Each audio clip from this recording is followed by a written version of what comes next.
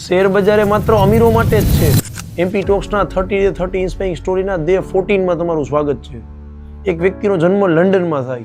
એ વ્યક્તિનું પહેલેથી જ સપનું કે જે રીતે કુકીઝ અને બિસ્કિટ માર્કેટમાં મળે છે એ રીતે દરેક કંપનીના શેર માર્કેટમાં મળવા જોઈએ. એ વ્યક્તિ આ જ પોતાનો વિચાર પોતાના ફ્રેન્ડ એડમંડ લિંચને શેર કરે છે.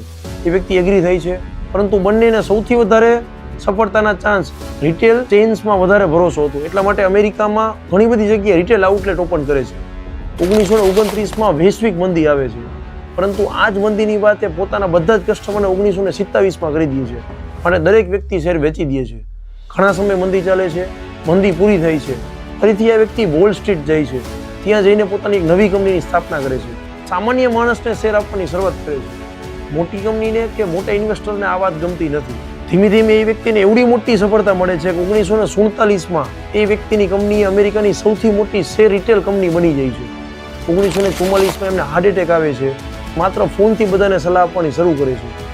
આ એ જ વ્યક્તિ છે જેને 1954માં EMI થ્રુ ઇન્વેસ્ટમેન્ટ એટલે કે મ્યુચ્યુઅલ ફંડ, મારી પાસે ફંડ નથી છતાં પણ નાની અમાઉન્ટથી હું EMIથી પણ ઇન્વેસ્ટમેન્ટ કરીશું, આ યોજના લાગુ કરવાવાળો વ્યક્તિ પેલો છે. એમની કંપની એટલે મેરિલ લિંચ અને આ જ વ્યક્તિ એટલે Charles Merrill. Moral of the story, એ વ્યક્તિ હંમેશા કહેતો કે જો તમારી પાસે કોઈ એક જ પ્રોડક્ટ મોટા માર્જિનવાળી છે તો જ તમે સફળ થશો. આવું નથી. તમારી પાસે નાના માર્જિનવાળું પણ ઘણી બધી પ્રોડક્ટ્સ છે તો પણ તમે સફળ થઈ શકો છો. જય હિન્દ.